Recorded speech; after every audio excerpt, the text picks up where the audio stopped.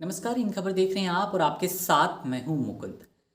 Corona का कोहराम देश में एक बार फिर से हावी होता चला जा रहा है। कोरोना ने अपनी बेकाबू रफ्तार पकड़ ली है।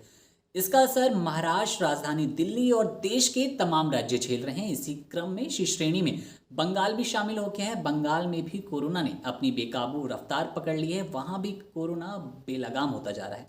बंगाल में कोरोना के नए 4,500 मामले आए हैं, जो वास्तव में परेशान करने वाले हैं। और इसके चलते ही राज्य की ममता सरकार ने अब इस बात का ऐलान किया है, इस बात की घोषणा की है कि अगर स्थिति ऐसी ही रही तो राज्य में जल्द ही लॉकडाउन लगने वाला है। राज्य लॉकडाउन की स्थिति की ओर बढ़ रहा है।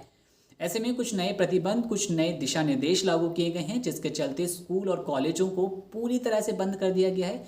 इसके अलावा जिम, स्पा और जो सिनेमा हॉल हैं वो भी बंद रहेंगे। हालांकि जो शॉपिंग कॉम्प्लेक्स हैं उनको 50% ग्राहकों के साथ खुले रहने की अनुमति है, वो अपना काम कर सकेंगे। इसके अलावा डोमेस्टिक फ़्लाइट्स जो होती है, घरेलू उड़ानें जो हैं, वो भी सप्ताह में सिर्फ 2 ही हो पाएंगी। इसके अलावा उड़ानों को अनुमति नहीं दी जाएगी।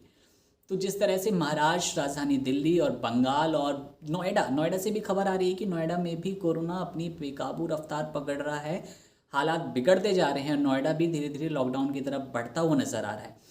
तो वास्तव में ये सारे राज्य जिस तरह से अपने नए नए प्रतिबंध लागू कर रहे हैं वो कोरोना की वजह से ही हैं। तो हमें ऐसे में सतर्क होने की बेहद ज़रूरत है। और अगर हम सतर्क नहीं हुए तो इस कोरोना की रफ्तार को हम शायद कभी ना रोक पाएँ।